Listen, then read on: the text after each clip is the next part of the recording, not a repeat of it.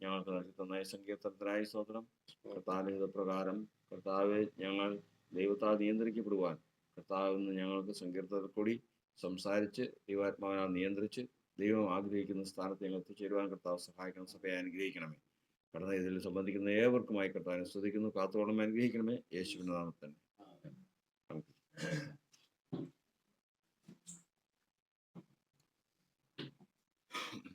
കർത്താവായ യേശുക്രിസ്തുവിന്റെ അതിപരിശുദ്ധ നാമത്തിന് മഹത്വം ഉണ്ടാകുമാറാകട്ടെ. കൃപയാൽ നമുക്ക് വീണ്ടും ഒരാഴ്ചവട്ടത്തിൻ്റെ 1-ാമത്തെ ദിവസവും കൂടി ദൈവത്തിന് മുൻപാകെ ആയിരിക്കാൻ, മുട്ടുകളെ മടക്കി പ്രാർത്ഥിപ്പാൻ, ആരാധിപ്പാൻ, സ്തുതിക്കാൻ, മഹത്വപ്പെടുത്തുവാൻ കർത്താവ് നമുക്ക് കൃപ നൽകി തന്നിരിക്കുന്നു.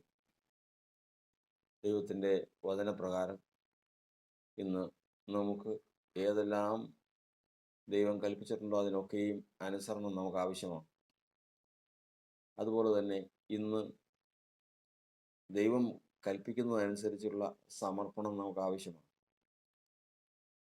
അതുപോലെ നേരുള്ള ഹൃദയത്തോടെ സ്തുതിക്കേണ്ടത് ആവശ്യമാണ്.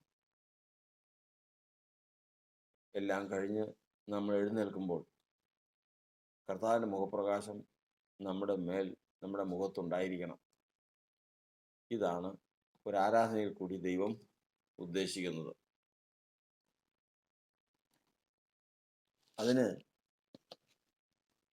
മനുഷ്യനിൽ സാധാരണയായി കാണുന്ന എല്ലാ ഹൃദയ അവസ്ഥകളും പരിശോധിച്ച്, നമ്മൾ ആദ്യം പറഞ്ഞല്ലോ, നമ്മിൽ അനുസരണക്കേടുണ്ടായിരിക്കെ നമുക്ക് ആരാധനയ്ക്ക് വരുമ്പോൾ അതിൻ്റെ ക്രമീകരണം ഏറ്റവും ആദ്യം ആവശ്യമാണ്.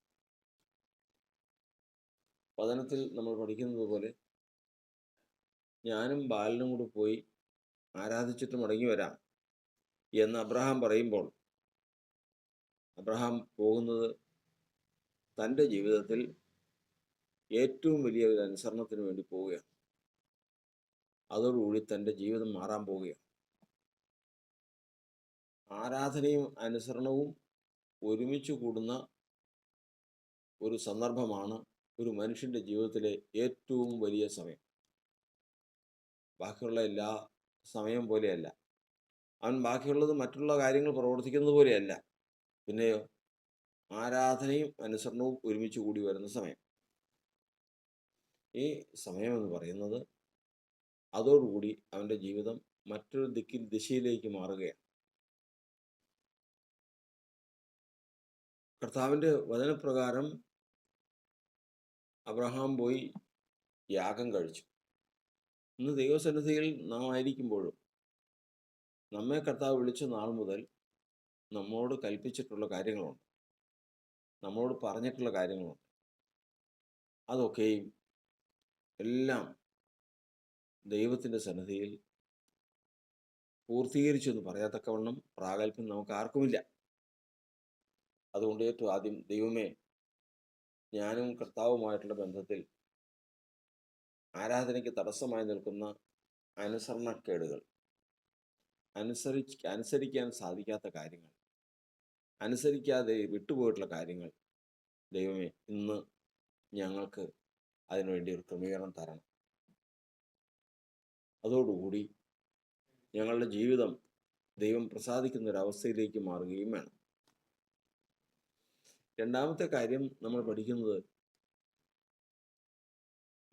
മിസ്രൈമിൽ നിന്ന് പുറപ്പെട്ട ഇസ്രായേൽ ജനം പറയുകയാണ്, ഞങ്ങൾ അവിടെ ചെല്ലുവോളം ഏതിനെ അർപ്പിച്ച് ആരാധിക്കണമെന്ന് ഞങ്ങൾക്കറിയില്ല. അത് നേരത്തെ കർത്താവ് പറയില്ല. അത് നേരത്തെ പറയാത്ത എന്താ? നമ്മളത് വായിക്കുമ്പോൾ ഒരു പക്ഷേ മിസ്രൈമിൽ നിന്ന് എങ്ങനെയും രക്ഷപ്പെട്ടു പോകാനുള്ള വിദ്യയാണ് മോശ പറയുന്നതെന്ന് നമുക്ക് പെട്ടെന്ന് തോന്നാം. കാരണം ഭാര്യ, മക്കൾ, സ്വത്തുക്കൾ മുഴുവനും, കന്നുകാലികൾ, കുഞ്ഞുകുട്ടികൾ, സകല സമ്പത്തും തങ്ങൾക്ക് ഒന്നും അശേഷം മിസ്രൈമിൽ ശേഷിക്കാതെ വണ്ണം കൊണ്ടുപോകാവുന്നത് മുഴുവനും കൊണ്ടുപോവുകയാണ്. അപ്പോൾ ഫറവോൻ പറയുകയാണ്, നിങ്ങൾ പുരുഷന്മാർ പോയി ആരാധിച്ചിട്ട് വാ. അപ്പോ പറയുന്ന വാക്കാണ്, അയ്യോ അത് പറ്റില്ല, ഞങ്ങളുടെ ആരാധനയിൽ അർപ്പണം എന്ന് പറയുന്ന ഒന്നുണ്ട്, അതായത് ദൈവത്തിന് കൊടുക്കുക എന്നുള്ളത്. എന്നാ പിന്നെ അതങ്ങ് ഉണ്ടായ പോരെ? ഇല്ല, ഏതാണ് കൊടുക്കേണ്ടതെന്ന് ഞങ്ങൾക്കറിയാൻ പാടില്ല. അങ്ങനെ ഒരു ആരാധനയുണ്ടോ? ഉണ്ട്. കാരണം കർത്താവ് ഞങ്ങളുടെ പിതാവായ അബ്രഹാമിനോട് കൽപ്പിച്ചത് മകനെ കൊണ്ടുപോയി യാഗം കഴിക്കാൻ. അബ്രഹാം മകനെയും കൂട്ടി കത്തി, വിറക്, തീ ഇതെല്ലാം എടുത്ത് യാത്ര പുറപ്പെട്ടു. അവിടെ ചെന്ന് മകനെ യാഗപീഠത്തിൽ കിടത്തിയതിനു ശേഷം കത്തി ഓങ്ങിയപ്പോഴാണ് കർത്താവ് പറയുന്നത്, വേണ്ട, മകന്റെ മേൽ കൈവയ്ക്കരുത്, നീ ദൈവത്തെ ഭയപ്പെടുന്നു എന്ന് എനിക്ക് മനസ്സിലായി എന്ന് പറഞ്ഞ് തിരിഞ്ഞു നോക്കുമ്പോൾ ഒരു ആട്ടുകൊറ്റൻ കൊമ്പുകൾ മുള്ളുകൾക്കിടയിൽ കുടുങ്ങിക്കിടക്കുന്നു. അതിനെ പിടിച്ചുകൊണ്ടുവന്ന് യാഗം കഴിച്ചു. അപ്പൊ അറിയാവോ, നേരത്തെ പറഞ്ഞതെന്താ? അർപ്പിച്ചതെന്താ? പറഞ്ഞത് മകനെ അർപ്പിക്കാൻ, അർപ്പിച്ചത് ആട്ടുകൊറ്റനെ. അപ്പോ ഇതിനകത്ത് വചനത്തിൽ നമ്മൾ പഠിക്കുന്നത്, അവിടെ ചെല്ലുന്നത് വരെയും അറിയാൻ പാടില്ല. ഈ കർത്താവ് പറയുന്നതിന്റെ ന്യായം എന്താ? അതിന് കർത്താവ് പറഞ്ഞ വാക്ക് തന്നെയാണ്. എന്താണ്? കർത്താവ് പറഞ്ഞു, അബ്രഹാമേ, നീ സ്നേഹിക്കുന്ന നിന്റെ മകൻ ഇസ്ഹാക്കിനെ. അബ്രഹാമിന് വേറെ മക്കളുണ്ട്, കെതൂറയിൽ മക്കളുണ്ട്, ഹാഗാറിൽ മകനുണ്ട്. പക്ഷെ സ്നേഹമെന്ന് പറയുന്നത്, തൻ്റെ ഏറ്റവും കൂടുതൽ താൻ സ്നേഹിക്കുന്നതെന്ന് പറയുന്നത് ഇസ്ഹാക്കിനെയാണ്. മനുഷ്യനെ ഏറ്റവും കൂടുതൽ സ്നേഹിക്കുന്ന ഒന്നിനെ എവിടെ കാണാം? അത് മനുഷ്യ വംശത്തിന്റെ പ്രത്യേകതയാണ്. ഒരു മനുഷ്യൻ ഏറ്റവും കൂടുതൽ വിശ്വസിക്കുക, ഭയപ്പെടുക, സ്നേഹിക്കുക, അനുസരിക്കുക, ഈ 4 കാര്യങ്ങൾ ഒത്തുവരണം.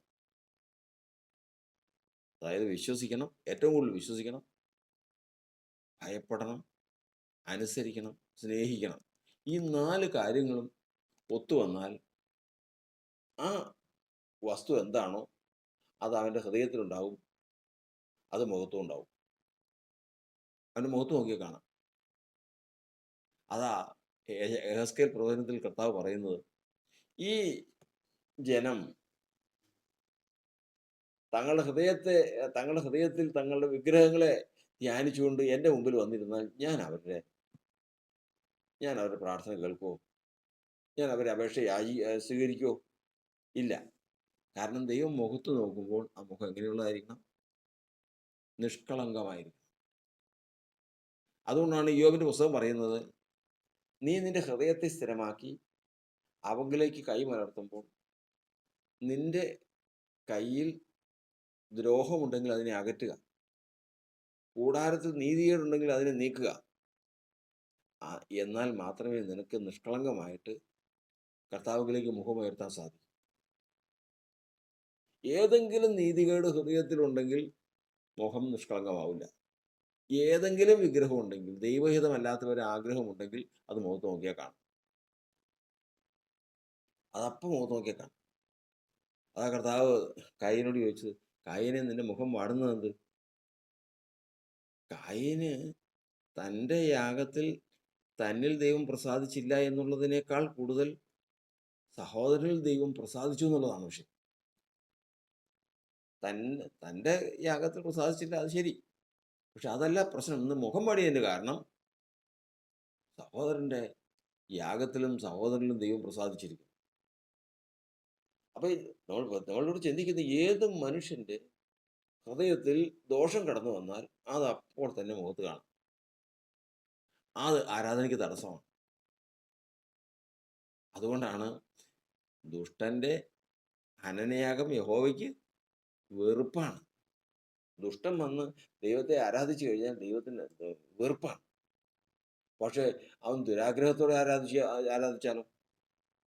ദുഷ്ടൻ ആരാധിക്കുന്നതിന് ദൈവത്തിന് ഇഷ്ടമല്ല. കാരണം വെച്ച് കഴിഞ്ഞാൽ ദുഷ്ടന്റെ ഹൃദയം അങ്ങനെയുള്ളതാണ്. എന്നാൽ ഏതെങ്കിലും ദുരാഗ്രഹം ഹൃദയത്തിൽ വെച്ചുകൊണ്ട് വന്നാലോ, അത് എത്രമാത്രം വെറുപ്പായിരിക്കും. അതുകൊണ്ട് കർത്താവ് ദൈവസന്നിധിയിൽ കടന്നു വരുന്ന ഏവരും, ആരാധിക്കാൻ വരുന്ന ഏവരെയും ജീവിതത്തിൽ ഒന്നാമത് നോക്കുന്നത് നമ്മൾ പഠിച്ചു, അനുസരണക്കേടുണ്ടോ. രണ്ടാമത് ഇവൻ അർപ്പിക്കേണ്ടത് ഏതിനെ ദൈവവും തീരുമാനിച്ചിട്ടില്ല. ഏതിനെന്ന് ദൈവവും തീരുമാനിച്ചിട്ടില്ല. അബ്രഹാമിനോട് വീട്ടിൽ വെച്ച് പറഞ്ഞു, ശരിയാ, നീ മകനെ യാഗം കഴിക്കണം. അതെന്തുകൊണ്ടാ?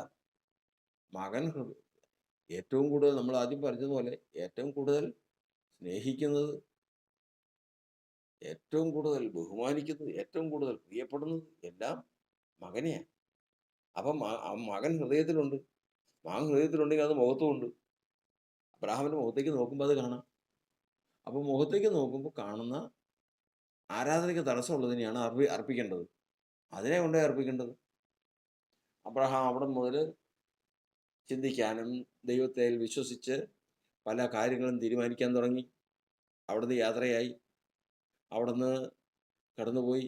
മകൻ പല കാര്യങ്ങളും ചോദിക്കുന്നുണ്ട്. അപ്പം തീയും വിറകും കത്തിയൊക്കെ ഉണ്ടല്ലോ, മൃഗം എവിടെ, അതൊക്കെ ദൈവം കരുതിക്കൊള്ളും മോനെ എന്ന് പറഞ്ഞതിന് ശേഷം അവിടുന്ന് യാത്രയായി. അവിടെ ചെന്ന് യാഗത്തിനൊരുങ്ങി കത്തി എടുത്തു കഴിഞ്ഞപ്പോഴേക്കും മുഖത്ത് നോക്കിയപ്പോൾ അതില്ല, മകനില്ല. ഹൃദയത്തിൽ നോക്കിയപ്പോൾ അവിടെയും ഇല്ല. അതെവിടെ പോയി? അത് യാഗമായി പോയി. പുറമേ കത്തി വെച്ചിട്ടില്ലെന്നേ ഉള്ളൂ, ഹൃദയം കൊണ്ട് എപ്പോഴേ കത്തി വെച്ചു. ദൈവം പ്രസാദിച്ചു. മുഖത്തില്ലാത്തതും ഹൃദയത്തിലില്ലാത്തതുമായ ഒരു കന്നിനെ യാഗം കഴിക്കാൻ ദൈവം സമ്മതിക്കുമോ? ദൈവത്തിനത് വേണ്ട. ദൈവത്തിന് വേണ്ടത് ഹൃദയത്തിലുള്ളതാണ്. അതുകൊണ്ടാണ് വചനം നമ്മൾ കൊരിന്ത്യർ ലേഖനത്തിൽ പഠിക്കുന്നത്, നിങ്ങൾക്കുള്ളതിനെയല്ല ഞാൻ ആഗ്രഹിക്കുന്നത്, പിന്നെയോ നിങ്ങളെ തന്നെയാണ് ഞാൻ ആഗ്രഹിക്കുന്നത്. എനിക്ക് വേണ്ടത് നിങ്ങളെ. നിങ്ങൾക്ക് ഒരുപാട് സ്വത്തുണ്ട്, നിങ്ങൾക്ക് ഒരുപാട് സ്വാധീനമുണ്ട്, നിങ്ങൾക്ക് ഒരുപാട് അറിവുണ്ട്. ഇതൊന്നും അല്ല എനിക്ക് വേണ്ടത്. എനിക്ക് വേണ്ടത് നിങ്ങളെ. നിങ്ങളെന്ന് പറയുമ്പോൾ ഇത്രയും നേരം നിന്റെ മുഖത്ത് ഇസഹാക്കുണ്ടായിരുന്നു, ഇപ്പം ഇല്ല, അതുകൊണ്ട് അത് വേണ്ട. ഇന്ന് ദൈവത്തിന് മുമ്പാകെ നമ്മൾ ലോകത്തിൽ വിവിധമായ കാര്യങ്ങളിലെല്ലാം ഏർപ്പെട്ട് നടന്നതാണ്. ഇന്ന് കർത്താവിന്റെ സന്നിധി ആരാധിക്കാൻ വന്നിരിക്കുമ്പോൾ അനവധി കാര്യങ്ങൾ നമ്മൾ ഹൃദയത്തിൽ ആഗ്രഹമായിട്ടുണ്ട്, തീരുമാനമായിട്ടുണ്ട്, മോഹമായിട്ടുണ്ട്, പലതിനെ ചൊല്ലി കണക്കൂട്ടലുകളുണ്ട്. നമ്മളൊന്നും അറിയുന്നില്ല. പക്ഷെ ദൈവം മുഖത്ത് നോക്കുമ്പോൾ ഇതെല്ലാം കർത്താവ് പറഞ്ഞിരിക്കുന്നത്, ആരാധന ദൈവം പ്രസാദിക്കണം. നിന്റെ ആഗ്രഹം സാധിക്കാൻ തക്കവണ്ണോ ആരാധന ദൈവം പ്രസാദിക്കണമോ? ആ കണക്കൂട്ടലുകളെല്ലാം ആരാധനയ്ക്ക് യാഗം കഴിയും. ആ മോഹവും ആഗ്രഹവും ആ ചിന്തകളെല്ലാം അങ്ങോട്ട് ദൈവത്തിന്റെ സന്നിധിക്ക് യാഗം കഴിക്കുക, വിട്ടുകളാ. ഏറ്റവും ആദ്യമേ തന്നെ കർത്താവ് നോക്കുമ്പോൾ മുഖം നിഷ്കളങ്കമാകട്ടെ. മുഖം നിഷ്കളങ്കമായി കഴിഞ്ഞാൽ ആ ആരാധനയുടെ ബലം അത് നമുക്ക് കണക്കുകൂട്ടാൻ സാധിക്കാവുന്നതിനുപരിയാണ്. കാരണം നിഷ്കളങ്കമായ ഒരു മുഖം, കുറ്റമില്ലാത്ത കൈകൾ ദൈവത്തെങ്കിലേക്ക് മലർത്തി ഹൃദയത്തിൽ നീതികേടില്ലാതെ ദൈവത്തെ സ്തുതിക്കുക എന്ന് പറഞ്ഞാൽ അത് ചെറിയ കാര്യമല്ല. അത് ഈ ലോകത്തിൽ ദൈവത്തിന് മുമ്പാകെ ഏറ്റവും വലുതാണ്. നമ്മൾ വിചാരിക്കും നമുക്ക് പലതും വിറ്റ് കൊടുത്ത് ദൈവത്തെ പ്രസാദിപ്പിക്കാമെന്ന്. സാധിക്കില്ല. കാരണം സ്വർഗവും സ്വർഗാദി സ്വർഗവും ദൈവത്തിൻ്റെതാണ്. ഈ ലോകത്തിൽ ദൈവത്തിൻ്റെതല്ലായിട്ട് ഒന്നുമില്ല. ഭൂമിയും അതിൻ്റെ പൂർണ്ണതയും കർത്താവിനുള്ളതാകുന്നു. പിന്നെ എങ്ങനെ പ്രസാദിപ്പിക്കും? ഒറ്റ വഴിയേ ഉള്ളൂ. മൂഢന്മാരെ, പുറമുണ്ടാക്കിയവനല്ലയോ അകവും ഉണ്ടാക്കിയത്? ഈ പുറം ഉണ്ടാക്കി തന്നവനല്ലേ അകം ഉണ്ടാക്കിയേ? അകത്തുള്ളത് ഭിക്ഷയായി കൊടുപ്പീൻ, എന്നാൽ നിങ്ങൾക്ക് സകലവും ശുദ്ധമാകും. ഇത് ദൈവം പ്രസാദിക്കാനുള്ള വഴി കർത്താവ് പറയുകയാണ്. വഴി ആ പ്രസാദമുള്ള മുഖത്തോടു കൂടി ദൈവത്തെ ആരാധിച്ചാൽ, ഇന്ന് കർത്താവിന്റെ വചനം പറയുന്നത്, ദൈവം പ്രസാദിച്ച ഒരു പാത്രമായി നാം ദൈവത്തിന് മുമ്പാകെ എഴുന്നേൽക്കാനിടയായി തീരും. ശത്രു ഒരു നിലയിലും പ്രവർത്തിപ്പാൻ സാധ്യമല്ലാത്ത തരത്തിൽ ആരാധനയിൽ ദൈവം സാക്ഷ്യം കൽപ്പിച്ച അനുഭവത്തിൽ എഴുന്നേൽപ്പാൻ മോറിയ മലയിലേക്ക് കയറിപ്പോയത് ആരാന്നറിയാമോ? മോറിയ മലയിലേക്ക് കയറിപ്പോയത് തൻ്റെ മകൻ ഇസ്ഹാക്കും ആയിട്ട് അബ്രഹാം കയറിപ്പോയി. ഇറങ്ങി വന്ന ആരാന്നറിയാമോ? തൻ്റെ മകനെ എന്നേക്കുമായിട്ട് അവകാശമായിട്ട് കിട്ടിയ ദൈവത്തിൻ്റെ സ്നേഹിതനാണ് ഇറങ്ങി വരുന്നത്. കയറിപ്പോയതാര്? ഇറങ്ങി വരുന്നതാര്? ആ അപ്പൻ്റെയും മകൻ്റെയും നിലവാരം മാറിപ്പോയി. കാരണം ഇത്രയും കാലത്തെ ജീവിതമല്ല. ആരെയാണെന്നറിയാമോ? ഈ സകലത്തിൻ്റെയും ഉടയവൻ്റെ കൂട്ടുകാരൻ്റെ മകനാണ്. ഈ സകല പ്രപഞ്ചത്തിൻ്റെയും ഉടയവൻ്റെ സ്നേഹിതനാണ്, അവൻ്റെ മകനാണ്. അവൻ്റെ നിലയെന്താ? അവൻ്റെ വചനം പറയുന്നത്, നമ്മൾ ആരാധനയെ സംബന്ധിച്ച് എന്ത് വിചാരിക്കുന്നു? നമ്മൾ എന്ത് ചിന്തിക്കുന്നു? ആരാധനയെ സംബന്ധിച്ച് നമ്മൾ യഥാർത്ഥത്തിൽ മനസ്സിലാക്കേണ്ടത് പോലെ ഒന്നും മനസ്സിലാക്കിയിട്ടില്ല. കാരണം നമ്മൾ വിളിച്ചത് തന്നെ അതിനു വേണ്ടിയിട്ടാണ്, എന്നെ ആരാധിപ്പാൻ എൻ്റെ ജനത്തെ വിട്ടയക്കുക. അതിൽ നമ്മൾ പല കാര്യങ്ങളും വൻ കാര്യങ്ങൾ ചെയ്യുന്നു. എന്നാൽ ആ കാര്യങ്ങൾ നിൽക്കട്ടെ, അതെല്ലാം ചെയ്യുമോ എന്ന്. പക്ഷേ ഇന്ന് ഈ ആരാധന ദൈവത്താൽ മാനിക്കപ്പെട്ടാൽ, അതിന് ദൈവത്തെ മാനിച്ച ഒരു ആരാധനയായി തീർന്നാൽ, അതിന് ദൈവം സാക്ഷ്യം കൽപ്പിച്ചാൽ, ഇന്ന് നമ്മുടെ നിലയ്ക്ക് വ്യത്യാസം വരികയാണ്. കർത്താവിന്റെ വചനം പറയുന്നത് എന്താ? ഞാൻ ഇരിക്കുന്നത് എഴുന്നേൽക്കുന്നതും നീ അറിയും, ഞാൻ കിടക്കുന്നത് നീ അറിയും. ഏത് മനുഷ്യൻ്റെയും ഏത് ചലനവും അറിയാവുന്ന ദൈവം. ഇന്ന് നമ്മൾ ആരാധനയ്ക്ക് ഇരുന്നത് പോലെ അല്ല എഴുന്നേൽക്കേണ്ടത്. ആരാധനയ്ക്ക് വരുന്ന സമയം വരെ ഉണ്ടായുള്ള ജീവിതമായിരിക്കരുത് നമ്മുടെ ജീവിതം. സമൂലമായൊരു മാറ്റം, സമഗ്രമായൊരു മാറ്റം സർവശക്തനായ ദൈവം നമുക്ക് നൽകട്ടെ. കർത്താവിന് സ്തോത്രം. നമ്മളിന്ന് വായിച്ച സങ്കീർത്തനം 139 സങ്കീർത്തനം. 130 സങ്കീർത്തനം 1 വാക്യത്തിൽ എഴുതിയിരിക്കുന്നതിന്, യഹോവേ നീ എന്നെ ശോധന ചെയ്ത് അറിഞ്ഞിരിക്കും. ദൈവം മനുഷ്യനെ അറിയുന്ന ഭാഗമാണ് നാം അവിടെ മനസ്സിലാക്കുന്നത്. ശോധന ചെയ്ത് അറിയുന്നു. ഒരു മനുഷ്യനെ ആർക്കറിയാൻ സാധിക്കും? ഞാൻ ആരാണെന്നുള്ളത് നിങ്ങൾ എങ്ങനെ അറിയും? നിങ്ങൾ ആരാണെന്നുള്ളത് ഞാൻ എങ്ങനെ അറിയും?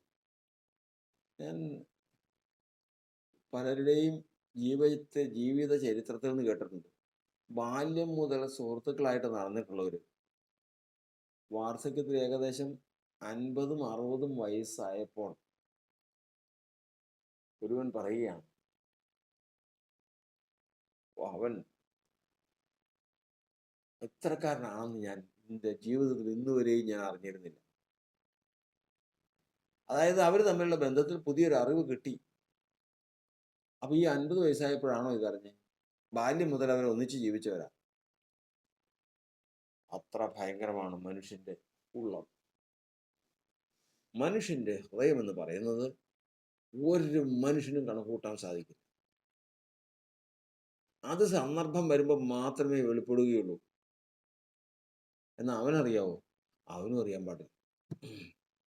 കർത്താവ് പറഞ്ഞു, നാളെ നേരം വിളക്കുന്നതിന് മുമ്പ് 3 പ്രാവശ്യം നീ എന്നെ തള്ളി പറയുമെന്ന് പറഞ്ഞു. പത്രോസ് അറിഞ്ഞായിരുന്നോ? പത്രോസ് പറഞ്ഞു, കർത്താവ് എന്താ ഈ പറയുന്നത്? ഞാൻ കർത്താവിനെ തള്ളി പറയുമെന്നോ? ഞാൻ കർത്താവിന് വേണ്ടി മരിക്കുന്നത് എങ്ങനെയെന്നുള്ളത് ചിന്തിച്ചുകൊണ്ട് നടക്കുന്നവനാ. അതിനുവേണ്ടി ഞാൻ ഒരുങ്ങിയിരിക്കുക. കർത്താവ് പറഞ്ഞു, നീ എനിക്ക് വേണ്ടി മരിക്കുവോ?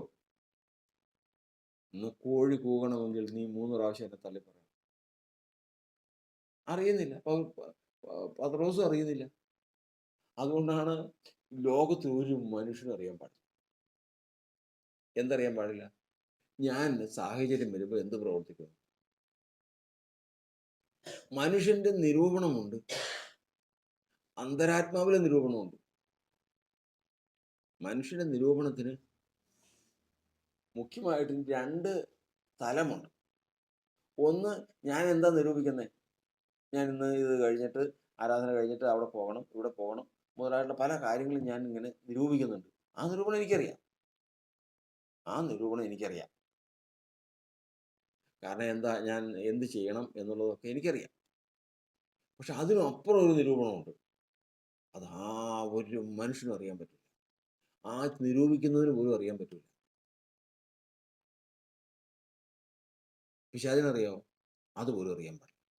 അവൻ ഈ കാര്യമൊക്കെ അറിയാം, എല്ലാ കാര്യങ്ങളും അവൻ അറിയാം. പക്ഷെ ഇതറിയാൻ പറ്റില്ല. എന്താ ഇതറിയണത് ഇത്ര കാര്യം? അതാണ് ദൈവത്തിന്റെ വചനം പറയുന്നത്. കാറ്റിനെ സൃഷ്ടിക്കുകയും സമുദ്രത്തിലെ വെള്ളത്തെ വിളിച്ച് ഭൂതലത്തിൽ പകരുകയും ചെയ്യുന്നവൻ, ഭൂമിയുടെ ഉന്നതികളിൽ മേൽ നടകൊള്ളുന്നവൻ,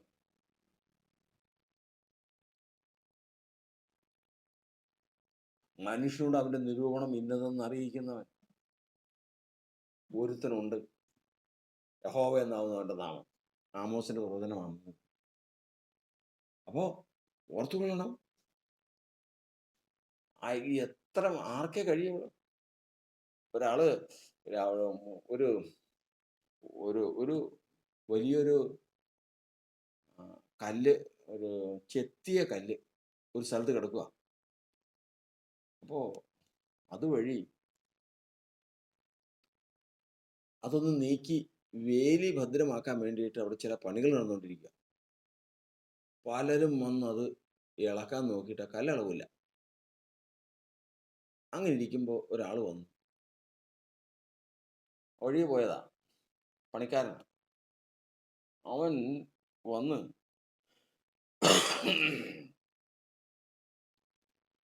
അവിടെ നോക്കി നിന്നതിന് ശേഷം കയ്യിലൊരു ഉപകരണം, ഒരു ഇരുമ്പിന്റെ ആയുധം എടുത്തതിന് ശേഷം ഈ കല്ലിനെ അതിൻ്റെതായ തിക്കേണ്ട സ്ഥാനത്ത് തിക്കി ആ മനുഷ്യൻ അത് മറിച്ചിട്ടു. അത്രയും പേര്, ആ മനുഷ്യനേക്കാളും വലിയവരൊക്കെ അവിടെ ഉണ്ടായിരുന്നു. ആർക്കും നടന്നില്ല. ഈ മനുഷ്യൻ അപ്പോൾ ആരോട് ചോദിച്ചു കഴിഞ്ഞപ്പോൾ ഒരാൾ പറയുകയാണ്, ആ മനുഷ്യൻ ഖലാസിയാണ്. കൊച്ചിയിൽ ഖലാസിപ്പണിയാണ്. ഖലാസികൾ എന്ന് പറഞ്ഞു കഴിഞ്ഞാൽ സാധാരണ മനുഷ്യർക്ക് അവർ ചെയ്യുന്ന പണി ചെയ്യാൻ സാധിക്കില്ല. അത്രമാത്രം പണിപ്പാടുള്ള പണികൾ, അത് ബുദ്ധിപൂർവവും മെയ്വഴക്കം കൊണ്ടും പരമ്പരാഗതമായി കിട്ടിയിരിക്കുന്ന ശീലങ്ങൾ കൊണ്ടും മാത്രം നടക്കുന്ന കാര്യമാണ് ഖലാസിപ്പണി. ഈ കപ്പൽ മുങ്ങിയതൊക്കെ പൊക്കുന്ന കേട്ടിട്ടുണ്ട്. ഖലാസികളാണ്. അതിന് ഒരുപാട് ചരിത്രങ്ങളുണ്ട്. ഇതിൽപ്പെട്ട ഒരാളാണ് അത് പൊക്കിയത്. അപ്പം ഞാൻ പറഞ്ഞു വരുന്നത്, അത് അത്രയും പേര് നോക്കിയിട്ട് സാധിച്ചില്ല. ഖലാസികൾ വിചാരിച്ചപ്പോൾ സാധിച്ചു. ദൈവത്തിന്റെ വചനം പറയുന്നത്, ഏത് മിടുക്കന്മാർക്കും, ഏത് വെളിച്ചപ്പാടിന്റെ ആത്മാവുണ്ടെന്നിരിക്കട്ടെ ഈ ലോകത്തിന്, അവർക്കൊന്നും ഈ കാര്യം സാധിക്കും. ഏത് കാര്യം? മനുഷ്യൻ നാളെ എന്ത് ചെയ്യും, അവന്റെ അന്തർഭാഗത്ത് നിരൂപണം. ആ വാക്യം ഒന്ന് വായിക്കാം. 4-ാം അധ്യായത്തിന്റെ ആമോസിന്റെ 4:13. പർവ്വതങ്ങളെ നിർമ്മിക്കുകയും കാറ്റിനെ സൃഷ്ടിക്കുകയും മനുഷ്യനോട് അവന്റെ നിരൂപണം ഇന്നതെന്ന് അറിയിക്കുകയും പ്രഭാതത്തെ അന്ധകാരമാക്കുകയും ഭൂമിയുടെ ഉന്നതികളിൽ മേൽ നടകൊള്ളുകയും ചെയ്യുന്ന ഒരുത്തനുണ്ട്, സൈന്യങ്ങളെ യഹോവ എന്നാവുന്നവന്റെ നാമം. അപ്പോൾ ഇത് നമ്മൾ ആദ്യം പറഞ്ഞതുപോലെ ഇത് സാധാരണ പണിക്കാർക്ക് സാധിക്കുന്ന കാര്യമല്ല. ഏത് ഈ മനുഷ്യന്റെ നിരൂപണം എന്തെന്ന് അറിയിക്കണം. അത് മനുഷ്യർ പോലും അറിയാൻ പാടില്ല. എന്താണ് ഞാൻ നിരൂപിക്കുന്നതെന്ന് അറിയാൻ പാടില്ല. അതുകൊണ്ട് ഇത് അറിയാവുന്നവരാണ് പ്രാർത്ഥിക്കുമ്പോൾ കർത്താവിനോട് പറയുന്നത്, കർത്താവേ ഞാനൊരു വഴിക്ക് പോവുകയാണ്, വ്യസനത്തിനുള്ള മാർഗം എന്നിൽ ഉണ്ടോ എന്ന് നോക്കി ശാശ്വത മാർഗത്തിൽ തന്നെ നടത്തണം. കാരണം ഞാൻ പോകുന്നിടത്ത് പല സാഹചര്യങ്ങളൊക്കെയും മോശമായിട്ട് വരും. അതിലൊന്നിലും ഞാൻ പെട്ട് നശിക്കാതവണ്ണം എന്നെ കാത്തുകൊള്ളണം എന്ന് മുമ്പ് പറയുക. എന്നാൽ പിന്നെ അവന് തന്നെ തന്നെ തന്നെ സൂക്ഷിച്ചാൽ പോരെ? സാധിക്കില്ല. കാരണം അവൻ്റെ ഉള്ളിൽ സാഹചര്യം വരുമ്പോൾ പ്രവർത്തിക്കുന്നത് എങ്ങനെയെന്ന് അവന് തന്നെ അറിയാൻ പറ്റില്ല. അത്ര ഭയങ്കരമാണ്. അവിടെയാണ് നമ്മൾ വിളിക്കുന്നത് പർവ്വതങ്ങളെ നിർമ്മിച്ചതും കാറ്റിനെ സൃഷ്ടിച്ചവനുണ്ടല്ലോ, ആ കഴിവുള്ളവന് മാത്രമേ ഇത് സാധിക്കുകയുള്ളൂ. മനുഷ്യന്റെ നിരൂപണം അല്ലാതെ ഒരു കാരണവശാലും അവന് സാധിക്കില്ല. അപ്പൊ അതുകൊണ്ട് കർത്താവിന്റെ വചനം പറയുന്നത് ഒരു മനുഷ്യൻ ആരാണെന്നുള്ളത് കർത്താവിനെ ആരും പഠിപ്പിക്കണ്ട. ഞാൻ സത്യസന്ധനാണ്, ഞാൻ ഒന്നും ചെയ്തില്ല കർത്താവെ, ഞങ്ങൾ പരമാർത്ഥികളാണ്, ഇതൊന്നും പറയണ്ട. യേശു പറഞ്ഞു, യേശു യെരൂശലേമിൽ ചെയ്ത അത്ഭുതങ്ങൾ കണ്ടിട്ട് പലരും അവന്റെ നാമത്തിൽ വിശ്വസിച്ചു. ശരിയാട്ടോ, ഇവനാണോ വരാനുള്ള മശിഹ, ഇവനാണ് ക്രിസ്തു എന്നെല്ലാം അവർ പറഞ്ഞ് വിശ്വസിച്ചു. യേശുവോ മനുഷ്യനിലുള്ളത് സ്വതവേ എന്തെന്ന് അറിഞ്ഞിരിക്കാൻ ആരുടെ കയ്യിലും തന്നെത്താൻ വിശ്വസിച്ചേൽപ്പിച്ചില്ല. അവനറിയാ ഇതാരാന്ന്. നീ ഒരു തന്നെത്താനൊന്നും വിശദീകരിക്കണ്ട. ആരുടെ റെക്കമെൻഡേഷനും വേണ്ട, ആരുടെയും ശുപാർശ കത്തും വേണ്ട. ഒരു മനുഷ്യൻ ആരാണെന്ന് കർത്താവ് അറിയാം. കാരണം അവൻ ഓരോ സാഹചര്യത്തിൽ, കാരണം എലീശ പ്രവാചകൻ പോകുമ്പോൾ എലീശ പ്രവാചകനെ കുറച്ച് കുട്ടികൾ ഓടി വന്ന് പരിഹസിച്ച്, മൊട്ടത്തലയാ, കയറി വാ എന്ന് പറഞ്ഞ് പരിഹസിച്ചു. പ്രവാചകൻ നോക്കി മുഷിഞ്ഞ് അവരെ കർത്താവിന്റെ നാമത്തിൽ അങ്ങ് ശപിച്ചു. ഉടനെ തന്നെ കാട്ടിൽ നിന്ന് കരടികൾ വന്ന് ഈ 42 ബാലന്മാരെ കീറിക്കളഞ്ഞു, കൊന്നുകളഞ്ഞു. കുഞ്ഞുങ്ങളാന്ന് ഓർക്കണം, ബാലന്മാരാണെന്ന് ഓർക്കണം. കർത്താവ് തന്നെ പറഞ്ഞു, ശിശുക്കളെ എൻ്റെ അടുക്കൽ വരുവാൻ വിടുവീൻ, സ്വർഗരാജ്യം ഇങ്ങനെയുള്ളവരുതല്ലോ എന്ന് പറഞ്ഞ ആ കുഞ്ഞുങ്ങളാണ് കീറികൾ. അതാണ് എങ്ങനെ സാധിച്ചു? കർത്താവിന്റെ നാമത്തിലാണ്.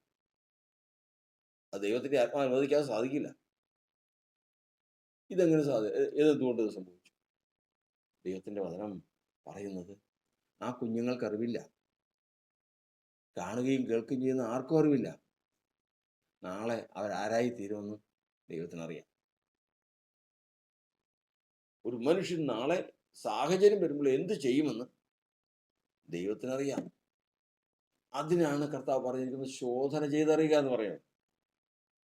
ശോധന ചെയ്തറിയുക. ഇപ്പൊ അവന്റെ ദൃഷ്ടിക്ക് തന്നെ അവൻ സാഹചര്യത്തിൽ ഇപ്പോ ഹസായേലിനെ കണ്ടു കഴിഞ്ഞപ്പോ എലീശ പ്രവാചകൻ അവനെ നോക്കി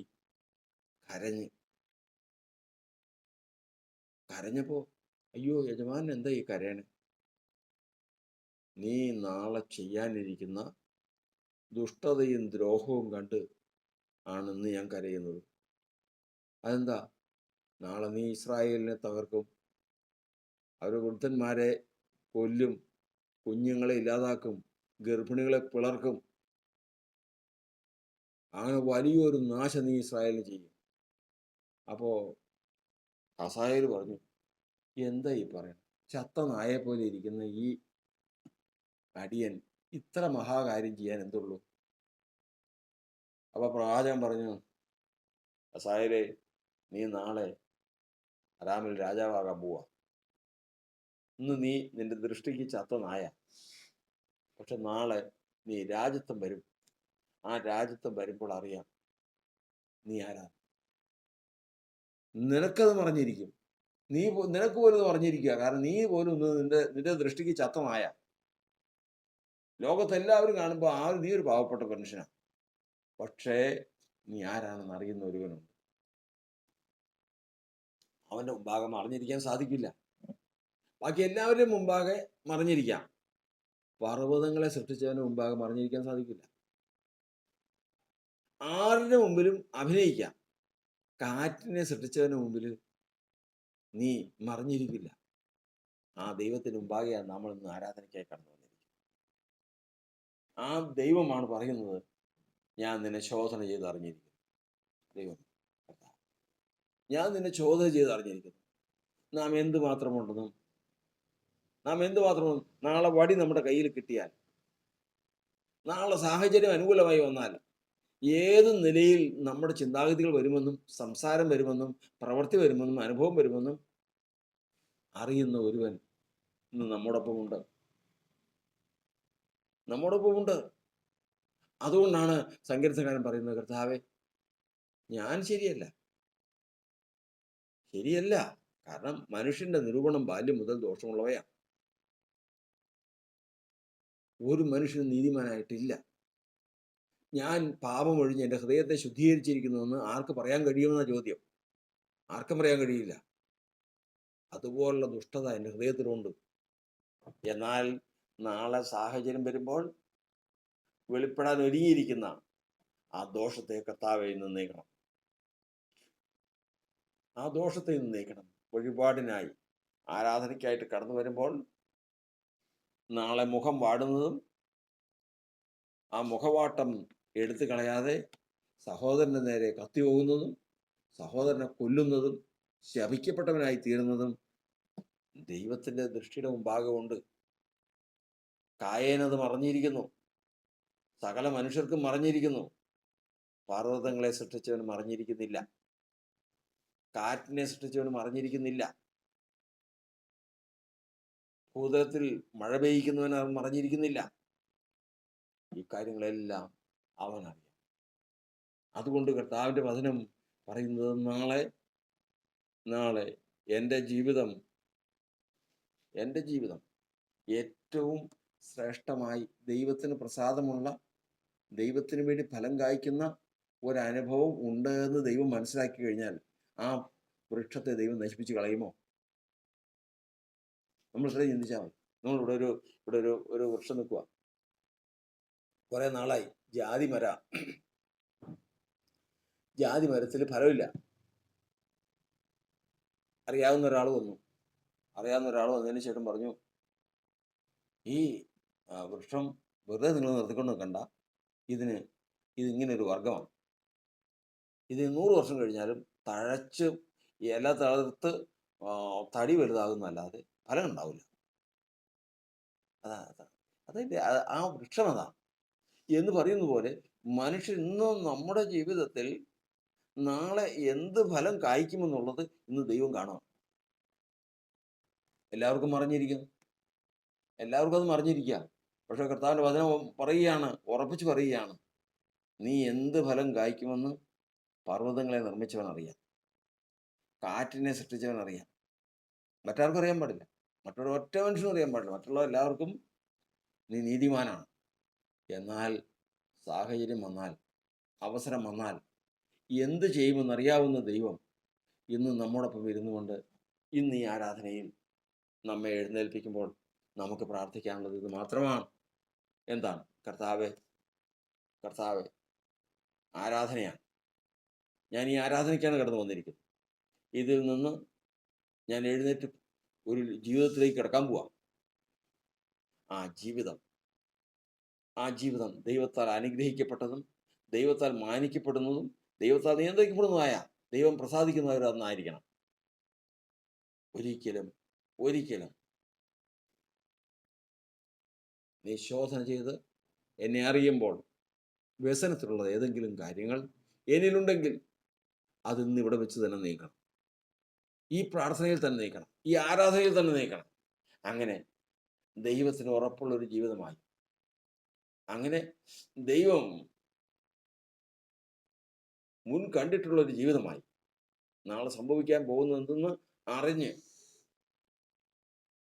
നമ്മെ കരുതുന്ന ഒരു ജീവിതമായി ഈ ആരാധനയിൽ ദൈവജനത്തെ ദൈവം എഴുന്നേൽപ്പിക്കട്ടെ. ഒരു വാക്ക് പ്രാർത്ഥിക്കാം. പരിശുദ്ധനായ ദൈവമേ, സ്വർഗസ്ഥ പിതാവേ, ഈ നല്ല സമയത്തിനായി ഞങ്ങൾ കർത്താവിനെ സ്തുതിക്കുന്നു. കൃപയാൽ ഞങ്ങളെ ഈ സമയം വരെയും നടത്തിയ ദൈവം ഇന്നും വിശ്വസ്തനായി ഞങ്ങളോടൊപ്പം ഉള്ളതുകൊണ്ട് കർത്താവിനെ സ്തുതിക്കുന്നു.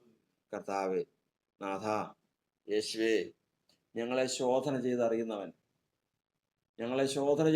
ദൈവം ഇന്ന് ഞങ്ങളോടൊപ്പം ഉള്ളതുകൊണ്ട് സ്തോത്രം ചെയ്തു.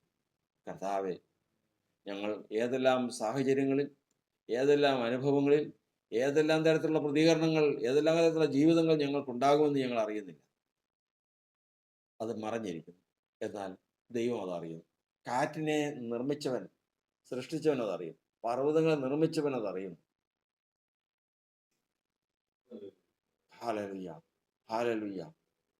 ആ ആ സർവജ്ഞാനത്തിന് മുമ്പിൽ, ആ സർവശക്തനായ ദൈവത്തിന് മുമ്പാകെ ഞങ്ങളെ തന്നെ താഴ്ത്തുന്നു. ഞങ്ങളെ തന്നെ താഴ്ത്തുന്നു. കോശവന് കളിമണ്ണിൽ അധികാരമുള്ളതുപോലെ ഞങ്ങളുടെ മേൽ അധികാരമുള്ള ദൈവം ഇന്ന് ആ വ്യസനത്തിലുള്ള മാർഗങ്ങളെ നീക്കി ഈ ആരാധനയിൽ ദൈവം പ്രസാദിച്ച അനുഭവത്തിൽ എഴുന്നേൽപ്പിക്കാൻ പ്രസാദിക്കുമാറാകണമെന്ന് പ്രാർത്ഥന. കൃപയ്ക്കായി സ്തോത്രം. ദൈവാത്മാവ് ഇടപെട്ടതുകൊണ്ട് സ്തോത്രം. കർത്താവിന്റെ പരിശുദ്ധാത്മാവ് ഇടപെട്ടതുകൊണ്ട് സ്തോത്രം. ഞങ്ങളിൽ നിന്ന് സകല ദോഷത്തിന്റെ വഴികളും നീക്കി ഞങ്ങളെ ശുദ്ധീകരിക്കുന്ന ദൈവമായിരിക്കുന്നവർ കർത്താവിനെ സ്തുതിക്കുന്നു. ഇതാ കാത്തുകൊള്ളമേ വെച്ച് അനുഗ്രഹിക്കണം. നന്മകൾക്കായി സ്തോത്രം. നന്മകൾക്കായി സ്തോത്രം. ഓ ഹല്ലേലൂയ, ഹല്ലേലൂയ, ഹല്ലേലൂയ, ഹല്ലേലൂയ. കൃപയ്ക്കായി സ്തോത്രം, സ്തോത്രം, സ്തോത്രം, സ്തോത്രം, സ്തോത്രം, സ്തോത്രം, സ്തോത്രം, സ്തോത്രം, സ്തോത്രം. ദൈവമേ സ്തുതിക്കുന്നു. കർത്താവെ സ്തുതിക്കുന്നു, സ്തുതിക്കുന്നു, സ്തുതിക്കുന്നു, സ്തുതിക്കുന്നു, സ്തുതിക്കുന്നു, സ്തുതിക്കുന്നു. ഓ ഹല്ലേലൂയ, ഹല്ലേലൂയ. ആഴങ്ങൾ തേടുന്ന ദൈവം, ആത്മാവെ നേടുന്ന ദൈവം, ആഴത്തിൽ അനന്തമാം ദൂരത്തിൽ നിന്നെൻ്റെ അന്തരംഗം കാണും ദൈവം. ആഴങ്ങൾ തേടുന്ന ദൈവം, മനംനൊന്തോ കണ്ണോ നീർത്തരംഗമായി തൂകുമ്പോൾ കനമുള്ളൻ പാപങ്ങൾ മായ്ക്കും.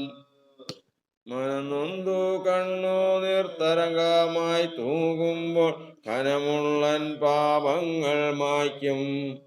മനമാറ്റം ശുദ്ധമായി ഹിമം പോലെ വെണ്മയായി കനിവുള്ളൻ നിത്യനാം ദൈവം. മനമാറ്റം ശുദ്ധമായി ഹിമം പോലെ വെണ്മയായി കനിവുള്ളൻ നിത്യനാം ദൈവം.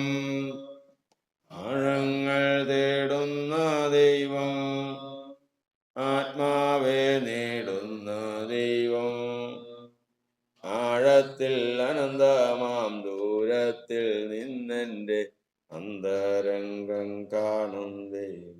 ആഴങ്ങൾ തേടുന്ന ദൈവം.